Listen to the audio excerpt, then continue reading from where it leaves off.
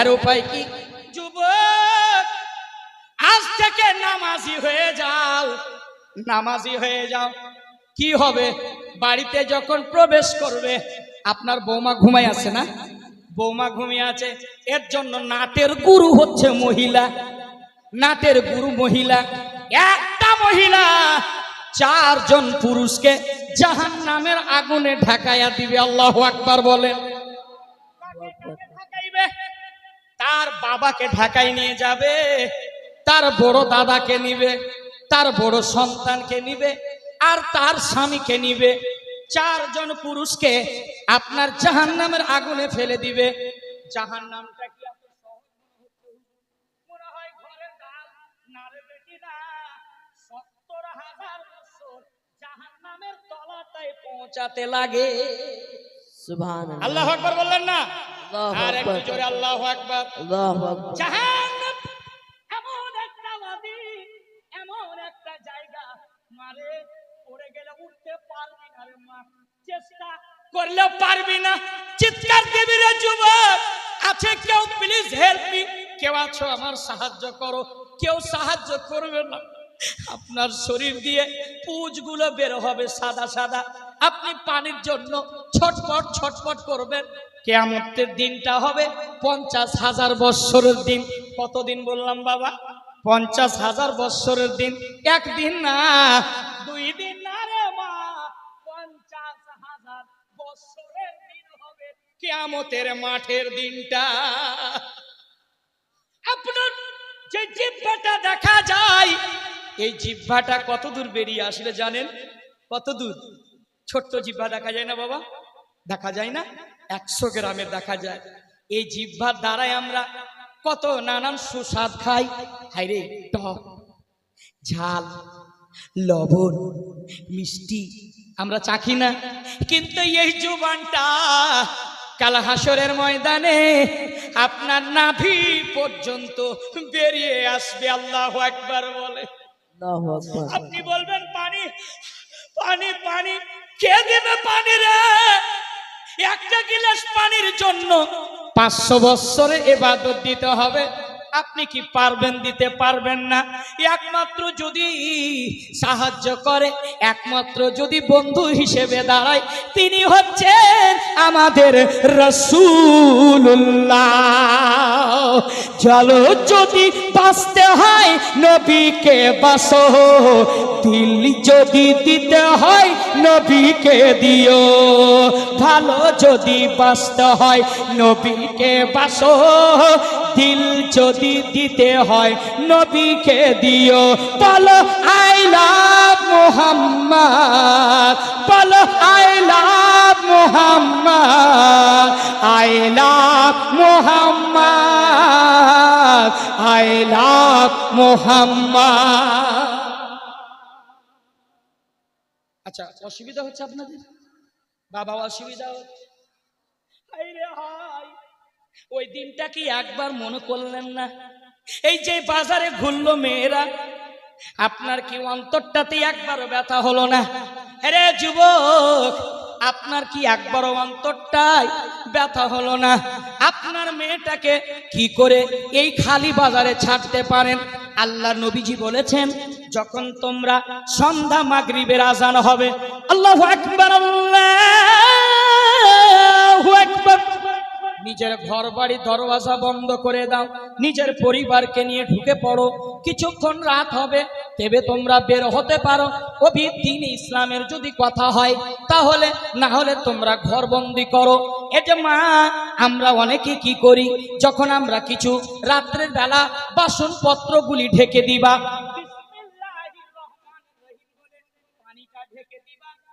গুলি ঢেকে দিবা।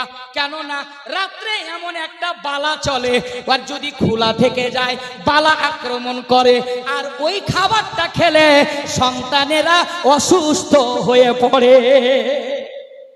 আর আর আপনি খালি ময়দানের আপনি মেলার জিলেবি কি করে খান, আপনি মেলার ফুচকা কি করে খান?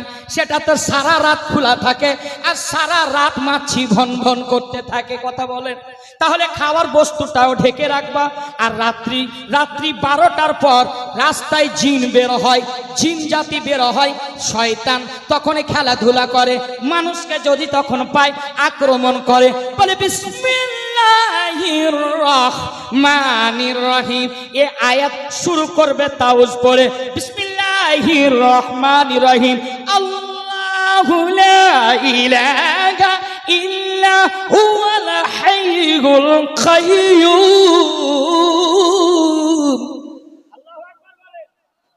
আপনি আরবি জানেন না, আপনি বাংলা পড়তে জানেন না, ইউটিউব খুলবেন, শুনে শুনে মুখস্থ করবেন আয়াতুল কুরসি। রাত্রে যখন ঘুমাবে এই দোয়াটি বিসমিল্লাহ বলে আয়াতুল কুরসি পড়ে বিসমিল্লাহ বলে বন্ধ করবে। কোনো চোর প্রবেশ করতে পারবে না, কোনো দুশ্মনে আক্রমণ করতে পারবে না। এই আয়াতুল কুরসির ফজিলত এমন আছে, যদি কোনো বাচ্চা দুধ না পান করে এই সূরাটি পাঠ করে বিসমিল্লাহ বলে যখন ফুঁক দিবে আর বাচ্চাকে স্তনে লাগাবে, ছেলেটা দুধ পান করবে, কান্না করবে না। আপনাদের কি হলো ভাই, যাচ্ছেন? আচ্ছা মাশাআল্লাহ, একটু জোরে বলেন না সুবহানাল্লাহ। আমি যেটা আলোচনা করছিলাম, উপায় কি আছে? আপনারা মা, গর্ভধারিণী মা, একটা নারী 4 জনকে জাহান্নামে নিয়ে যাবে, এটাই সত্য কথা, এটাই বাস্তব কথা। একটা নারী ভবিষ্যৎবাণী মিলে যাচ্ছে। আমার নবী বলেছেন কিয়ামতের আগে আগে মহিলার সংখ্যা বেড়ে যাবে, পুরুষের সংখ্যা কমে যাবে। আর যেটা হারাম হালাল মানুষ কিছু পার্থক্য করবে না। যারা বেঈমান, যারা চিটার, যারা সমাজে যারা ফাঁসিকে মুআল্লিন, তাদের পাওয়ার চলবে। আলিমের কথা শুনবে না, ভালো মানুষের কথা শুনবে না, ভিক্ষুককে কখনো সালাম দিবে না। আর ভিক্ষুক যারা ফকির মানুষ, জিন্দেগিতে পরনে জুতা পরতে পায়নি, বড় বড় বিল্ডিং এ মার্বেল বসা থাকবে, বড় বড় বিল্ডিং হবে, ধন দৌলত বেড়ে যাবে। এটাই তো আল্লাহর নবীজি বলেছেন কিয়ামতের বিবরণ। তাই ভবিষ্যৎবাণী মিলেই যাচ্ছে। আমার আল্লাহ পাক বলেন ওয়া মা হুয়া আলাল গায়বি বিদানিন। নবী গায়বের কথা বলতে কৃপতা করেন না, নবী চাই জানেন, তাই উম্মতকে জানিয়ে দে। জোরে বলুন না সুবহানাল্লাহ। মা একটা কাজ করবে, আজ থেকে মা বরকত বেড়ে যাবে। আপনি দুরূদ পড়তে পড়তে আসলেন, আমি যখন বলেছি 511 মধ্যে ফাইজা দাখালতুম বুইতুকুন্না, আল্লাহ পাক বলছে যখন তোমরা কাউরি বাড়িতে যাবে তখন কি করবে? না বলেন ফটিকের মাখুন, এক বরের মাখুন, কি খুল দরওয়াজা। কোরআনের বিধান, কোরআন মিথ্যা হয়ে যাবে। কোরআনের কথা আমাদেরকে মানতে হবে কিনা বলেন? কোরআন বলছে যখন কাউরি বাড়িতে যাবে, ফাইদা, যখন কাউরি বাড়িতে যাবে তখন তোমরা সালাম করবে। আমার আলা হযরত এই জায়গায় এত সুন্দর তাফসীর করেছেন। একটা মুরাদ নিয়েছে মসজিদ, কিন্তু 117 মধ্যে খোলাসা তাফসীর। আমার আল্লাহ বলছেন যখন এক অপর মুসলমানের সাথে সাক্ষাৎ হবে, পরিচয় হবে, দেখা হবে, তখন তোমরা সালাম দেবে। জোরে বলুন সুবহানাল্লাহ। সুবহানাল্লাহ। আল্লাহু আকবার। আল্লাহু আকবার। একটু জোরে বলেন আলহামদুলিল্লাহ। আমার আল্লাহ পাক বলছেন যখন তোমরা মসজিদ থেকে বাড়িতে যাবে, ফজরের নামাজ পড়েছো, এ মা ফজরের নামাজ আপনি পড়লেন, এ মা আপনারা ফজরের নামাজ পড়লেন, কি করবেন? আপনার স্বামী বাড়িতে যাবে, আপনিও নামাজি হবেন, বেনামাজি না। শরিয়তের বিধান, বেনামাজির হাতে খাওয়াও বৈধ না, বেনামাজির হাতের খাওয়া জায়েজ নয়। শরীয়তে এই পর্যন্ত বলা হয়েছে আপনার স্ত্রী যদি আপনার কথা অমান্য করে, যদি নামাজ না পড়ে, যদি আপনার কথা না মানে, শরীয়তে বলেছে তুমি তাকে তালাক দিয়ে দাও, তাকে বাড়ি থেকে ভাগিয়ে দাও, তাকে ধুমুক দাও, কিন্তু নামাজি হতে হবে, নামাজ পড়বে, বরকত বেড়ে যাবে। এর জন্য বলছে সংসার সুখী হয় রমণীর গুণে, সংসার সুখী হয় রমণীর গুণে। একটা নারী যদি চায় সংসার গড়ে তুলতে পারে, একটা নারী যদি চায় সংসার বরবাদ করে দিতে পারে, তাহলে একটা কথা কি হবে, আপনি যখন নামাজ পড়ে বাড়ি যাবেন, আজকে যারা এই আলীনগরের জালসার মেহফিলে বসছেন, যুবক এই যুবক এই যুবক এই যুবক এই যুবক এই যুবক, একটা জালসার পায়গাম নিয়ে যান। আজকে আফজাল আপনার ছোট ভাই একটা মেসেজ দিবে কি, আপনারা যারা বিবাহ করেছেন, যারা বিয়ে করেছেন, আজ থেকে আপনার স্ত্রীকে গিয়ে সর্বপ্রথমে সালাম দিবে। জোরে বলুন না সুবহানাল্লাহ। সালাম দিতে পারবে? পারবে? বলে হুজুর কোনোদিনই দেয়নি। আমার মিজানুর রহমান ভাই হাসতেছে, বলে হুজুর কোনোদিনই দেয়নি। আল্লাহ নবীজি বলেছেন, আমি মুফতি আফজাল না, আল্লাহ নবীজি বলেছেন স্ত্রীকে যদি সালাম করতে পারো আর স্ত্রীর তিনটা জায়গায় চুমন দিবা, মোহাব্বত ভালোবাসা বেড়ে যাবে। আল্লাহর নবীকে প্রশ্ন করা হয়েছে, ইয়া রাসূলুল্লাহ, ইয়া হাবিবাল্লাহ, দয়ার নবী গো, তিনটা কোন কোন জায়গায় চুমন দিলে মোহাব্বত বাড়বে? যারা মায়েরা আছে খরগোশের মতো কানটা খাড়া করে দিয়েছে, বলে হুজুর আমাদের সম্পর্কে তো বলবে। তিনটা জায়গায় তিনটা জায়গায় চুমন দিবে। আজকে কোন লাফাজি না, হাদিসের কথা বলছি, ঈমান তাজা হয়ে যাবে। আল্লাহর রাসূল বলছে তিনটা জায়গায় চুমন দিবে স্ত্রীর। এক নম্বর কথা হচ্ছে খুব্বাব, এই যে নরম গোস্তটা আছে না, এই যে গালটা আছে না, স্ত্রীর মোহাব্বতে একবার চুমন দিবে, একবার মোহাব্বতে চুমন দিবে। দ্বিতীয় জায়গা আল্লাহ রাসূলকে বলছেন, ইয়া রাসূলুল্লাহ, দ্বিতীয় জায়গায় কোনটা জায়গায় চুমন দিব? আল্লাহ রাসূল বলছেন স্ত্রীর এই দুই কপালের চোখের উপরে এই মধ্য জায়গাটা আসেনি, এই জায়গায় একটু জড়িয়ে চুমন দিয়ে দিবা। স্ত্রী দুইটা জায়গা হলো চুমন দিবা, একটা নরম গোস্ত তো দিবা, এক দুই নম্বর কপালে মধ্যখানে একবার চুমন দিবা। তৃতীয় নম্বর ডান হাতের এই যে তালুর নিচে, এখানে 19টি রগ রয়েছে। আমার মিজানুর ভাই মেডিকেলের মাস্টার, ও ভালো করে জানে এখানে 19টা রগ রয়েছে, 19টা নাস রয়েছে। এখানে যদি আপনার স্ত্রী চুমন দিতে পারেন, আল্লাহর কসম 19টা রগে মোহাব্বত ভালোবাসা বেড়ে যাবে। কি আমি মরে যাওয়ার পর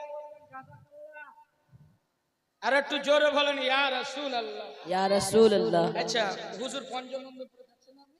সুবহানাল্লাহ। নামটা যেন হুজুরের কি আছে? হ্যাঁ, আনোয়ার হুজুর। সুবহানাল্লাহ। ইনি পঞ্চনন্দপুর মাদ্রাসার শিক্ষক। মাশাআল্লাহ, জ্ঞানী ব্যক্তি, খুব ভালো মনের মানুষ। আল্লাহ যেন তার ইলম ও আমালে এবং যারা মেম্বারে নূরে রয়েছেন তাদের ইলম ও আমালে বেপানা বরকত দান করেন। একটু জোর করে বলি আল্লাহুম্মা আমিন। আল্লাহুম্মা এই আমিন। সবাই কইতেন না, একটু জোরে করেন না সুবহান আল্লাহুম্মা আমিন। আল্লাহুম্মা আমিন। সেটা দেখছেন না? আলীনগরের মানুষ ধন্যবাদ, আপনারা মেহফিলে বসছে, আপনারা বড় ধন্যবাদ। কেন মেহমানে রাসূলের পদতলে জিবরাইল আলাইহিস সালাম পর বিছাই। সুবহানাল্লাহ। আলীনগরের মানুষ আপনার বস্তি দিয়ে যদি চলে মেহমানে রাসূল, মাদ্রাসার ছাত্র যদি চলে, শয়তান দূরে পালায়। কবরস্থানে যদি যায়, যাওয়ার পরে আপনার জন্য যদি একটু দোয়া করে দেয়, তাহলে আল্লাহু আকবার 40 দিন পর্যন্ত কবরের আযাব উঠিয়ে নেওয়া হয়। সুবহানাল্লাহ। তালবে ইলমকে ভালোবাসবেন। কারা কারা একটু হাত উঠান তো, বাসবেন না? হুজুর 12টা বেজে যায়নি, এখন মাত্র 11:10, আর মাত্র হয়তো 10 মিনিট বলবো আমি, তারপরে প্রধান বক্তা আমাদের চলে আসবেন, ডক্টর মুসাফির হোসেন মুফতি সাহেব আপনাদের মাঝে চলে আসবে। আচ্ছা, আপনাদের খারাপ লাগতেছে? এ কথা কন না কেন, খারাপ লাগতেছে? একটু জোরে বলেন আল্লাহু আকবার। আল্লাহু আকবার। আচ্ছা, আমারে দেখছেন ইউটিউবাররা আছে অনেকে, তার মধ্যে অনেকে চ্যানেলের আপনার বারেলি শরীফ যে আপনার যে চ্যানেলের মালিক আমার হাসান ভাই, মাশাআল্লাহ এখানে অনেক ইউটিউবার আছে দিনের কাজ করছেন, খিদমত করছেন, সুন্নিয়াতের কথাগুলি আপনার হিন্দুস্তানের কোনায় কোনায় পৌঁছে দিচ্ছে। তাদেরকে যেন আরো খিদমত করার তৌফিক দান দেন। সকলে বলে একটা আল্লাহুম্মা, আর একটু জোরে বলেন আল্লাহুম্মা আমিন। এবার মূলত আলোচনার দিকে আমি বেরিয়ে যাব আব্বা। অনেকক্ষণ আপনাদের সাথে আলোচনা করলাম, আমার নবী মায়ার নবী এটাই কথা বলছেন, স্ত্রী 3টা জায়গায় চুমন দিবে। এবার মহিলারা আপনি একটা জায়গায় চুমন দিবে, মহিলা ওরে নারীরা একটা জায়গায় আপনি চুমন দিবেন। বাড়িতে স্বামী না, আপনার ছেলে নাই, শ্বশুর নাই, বেটা নাই, ভাই নাই, বেটি নাই, কেউ নাই, আপনার স্বামী আছে বাড়িতে। সামনে স্বামীকে ডাকবে, স্বামী গো আপনাকে আমি খুব বড্ড ভালোবাসি, একটু সামনে আসেন। আপনার স্বামী যাবে দোকানে সকালে, আপনার স্বামী যাবে সার্ভিসে চাকরিতে, আপনি যাবেন মোহাব্বতে দাঁড়িয়ে, আপনি এই কপালে একটু মোহাব্বতে স্বামীর চুমন দিয়ে দেবে। একটু দোয়া করে বের করবে, কখনো বদদোয়া করে বের করবে না। সর্বনাশ হয়ে যাবা, সর্বনাশ হয়ে যাবা। স্বামীকে কোনোদিনই অভিশাপ দেবে না, কখনো গালি দেবে না, কখনোই চোখ রাঙিয়ে কথা বলবে না, কোনোদিন স্বামীর সাথে জেদ করবে না। আল্লাহ পাকের শুকরিয়া আদায় করবে, স্বামীর জন্য সর্বদা দোয়া করবে, আল্লাহ আমার স্বামীর হায়াতে খিজির দান করুন, এতটুকু আপনারা দোয়া করবেন। স্বামী যার বেঁচে আছে তার সমাজে মূল্য আছে, আর যার স্বামী বেঁচে নাই তার সমাজে কোনো মূল্য নাই। জোরে বলেন না সুবহানাল্লাহ। স্বামীকে ভালোবাসবে। আর একটা কথা বলে দিয়ে, এরে পুরুষেরা আমার আব্বারা, যদি একটা কথা পারেন, যে কথাটা হচ্ছে কি, আপনি কোনোদিন স্ত্রীকে অন্যায় অত্যাচার করবে না। কেননা কাউকে দেখে আসেনি, আপনারে দেখে এসেছে, আপনি ভালোবাসবেন। শুধু আপনাকে আপনার খিদমত করলে সেই জান্নাতে যাবে, আর আপনি যদি তাকে মারধর করেন, এত জান্নাতটা সহজ নয় রে যুবক যে আপনি জান্নাতে চলে যাবেন। যদি স্ত্রীকে টর্চার করো, স্ত্রীকে মারধর করো, স্ত্রীকে গালিগালাজ দাও, অন্তর যদি ভেঙে দাও, তুমি জান্নাতের খুশবু পর্যন্ত পাবে না। স্ত্রীকে ভালোবাসার দরকার আছে না নাই? কথা বলেন না, অনেকে বাসেন না, বাসেন কি বাসেন না? একটু হাত উঠিয়ে বলেন ইনশাআল্লাহ। স্ত্রীকে ভালোবাসবেন, মোহাব্বত করবেন, আর তাকে ভালো ভালো খাবার গুলি এনে দেবা। কিন্তু একটা কথা বলি আব্বা, ওই যে তাবিজের কথা বলছিলাম, মারে আপনি যখন বাড়িতে ভাই আপনি যাবেন, আপনি সর্বপ্রথমে গিয়ে বাড়িতে সালাম করবে।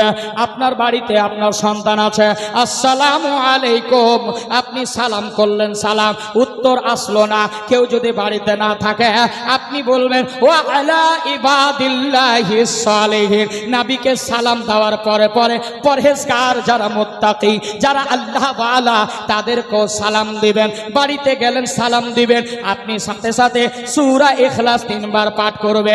পাঠ করার পরে বাড়িতে প্রবেশ করবে, আপনি স্ত্রীকে সালাম করবেন, আপনার মাকে সালাম করবে, মোহাব্বত বেড়ে যাবে। আর এই আমল যারা করবে, আল্লাহ পাক বাড়ির বরকত বাড়ায়া দিবে। আমরা নিজে হাতে বরকতগুলি ছেড়ে দিচ্ছি, আমরা সেটাকে অ্যাকসেপ্ট করছি না, সেটাকে আমরা মূল্যায়ন দিচ্ছি না, নিজে হাতে আমরা ছেড়ে দিচ্ছি। তাবিজের প্রয়োজন হবে না যুবক, বরকত বেড়ে যাবে। আপনি সূরা ইখলাসের তেলাওয়াত করবেন, আপনি সালাম বাড়িতে দিলেন, আপনার বরকত বাড়ি বেড়ে যাবে। মায়েরা ফজরের সময় ঘুমিয়ে থাকে, আরে বেটি তোমাকে কি আল্লাহ পৃথিবীর জমিনে শুধু বিড়ি বাঁধতে পাঠিয়েছে? তোমাকে কি সারা জীবন গোবর গোড়াতে পাঠিয়েছে? তোমাকে কি সারা জীবন রান্না করতে পাঠিয়েছে? না না না, আমার আল্লাহ এটাও বলেছে, বান্দা বান্দিকে আমি সৃষ্টি করেছি ইবাদত করার জন্য।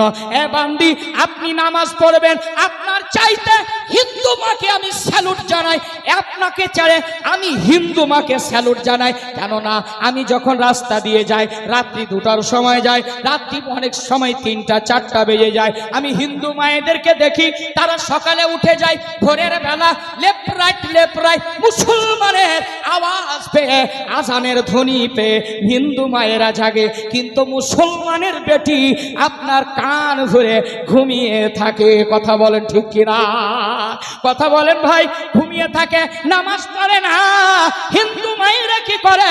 Left right left right left right করে চলে এবং বিভিন্ন গাছের আপনার ফুল তুলে, ফুল তোলার পর 7 রকম ফুল তুলে ঘটিতে জল নেয়, জল নামার পর ফুলগুলো ডুবায় এবং তাদের মন্দিরে যায়। শিব মন্দিরে যাওয়ার পরে ঘন্টাটা টং টং টং টং করে বাজায়, বাজানোর পর শিবের মাথায় জল ঢালে, 7 রকম ফুল দেয়, তাদের দেব দেবতার পূজা করে। এর মা, আপনার চেয়ে তো ওই ভালো হয়ে গেল। আপনি মুসলমানের বেটি, আপনি একবার চিন্তা করে দেখেছেন আপনার নবীর বেটি ফাতেমা জান্নাতের রানী আপনার জন্য মডেল। আপনাকে ফলো করতে হবে। যদি মা ফাতেমার জীবনীটা পড়েন, মা ফাতেমার ক্যারেক্টার দেখে থাকেন, মা ফাতেমার জীবনীটা আসলে যদি পড়তে পারেন, একটা জান্নাতি নারী হয়ে যাবা।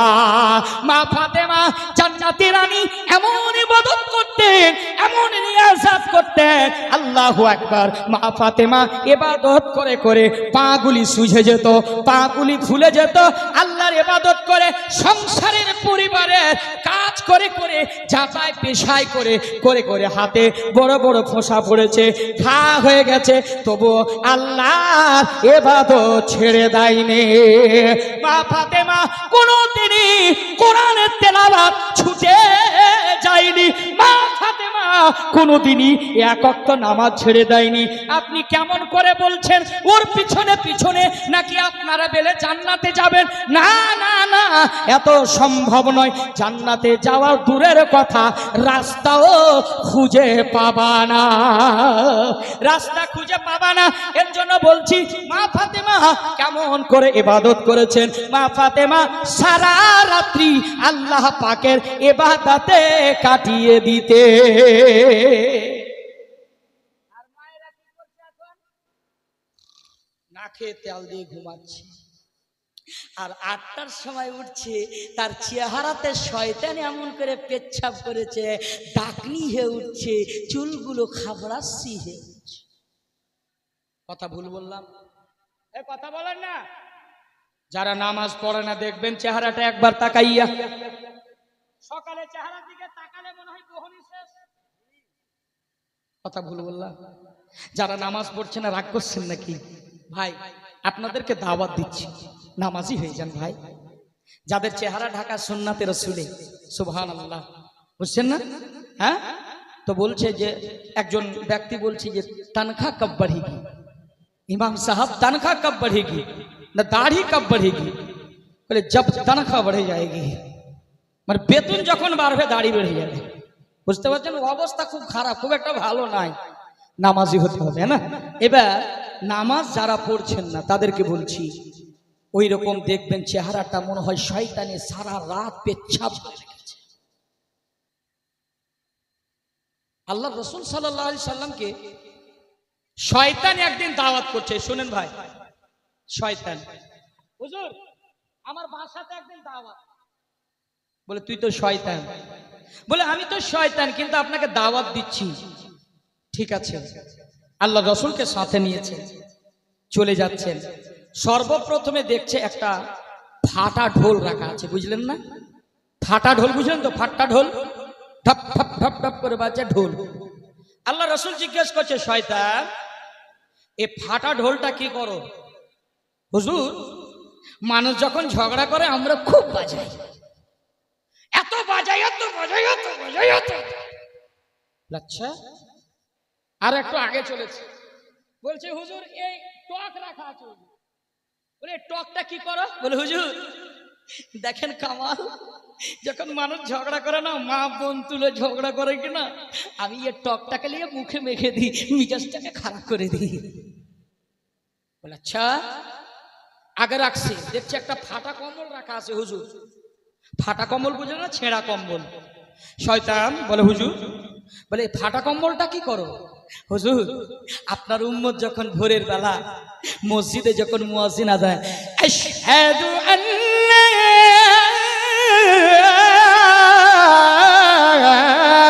ইলাহা ইল্লাল্লাহ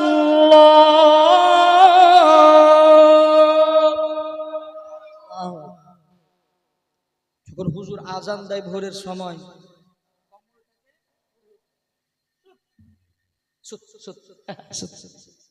আচ্ছা ভোরের বেলা দেখবেন কখনো আপনি কাজে যাবেন বা নামাজে যারা যারা নামাজে যুক্ত আছেন তখন দেখবেন এই ধারা একটা, এগুলো তো আজান হলো নাকি আলস্যতা। শয়তানকে আপনি কি করে হার মানাবেন?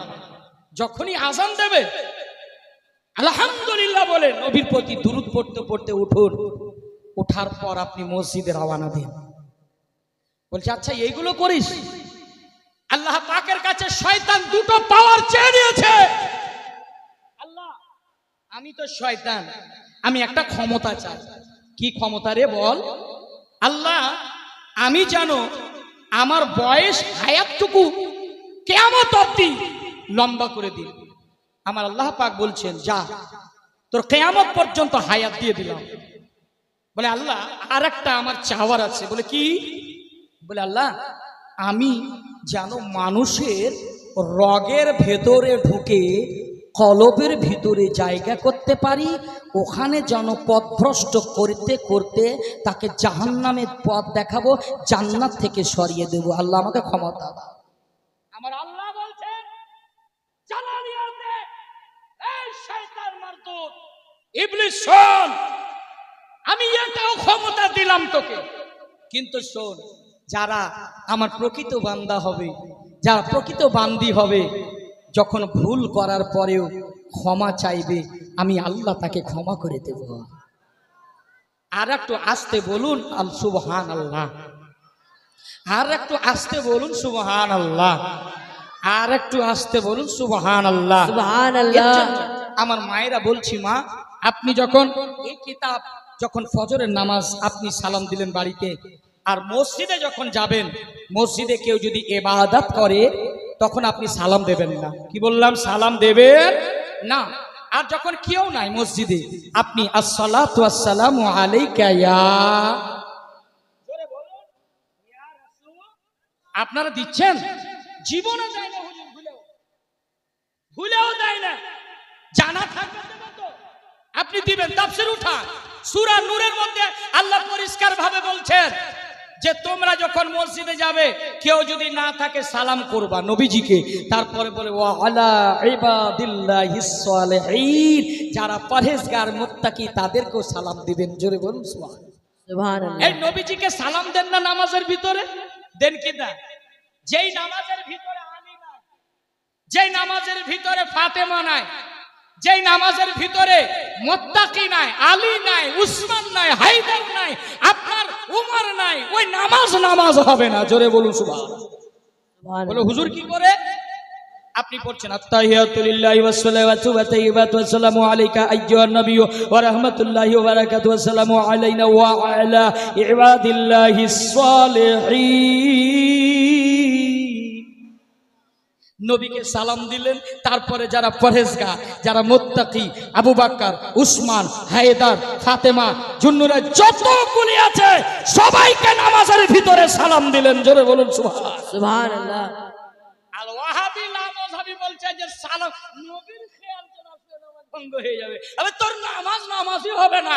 আহলে সুন্নাত ওয়াল জামাতের দলিল ছাড়া কথা বলে না। জোরে বলুন সুবহানাল্লাহ।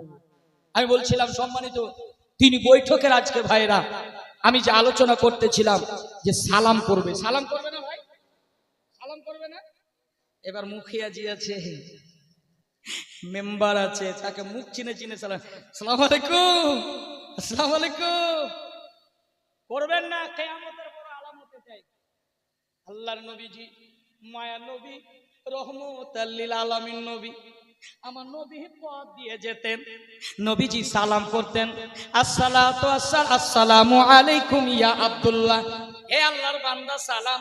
আমার নবীজি সালাম দিতেন।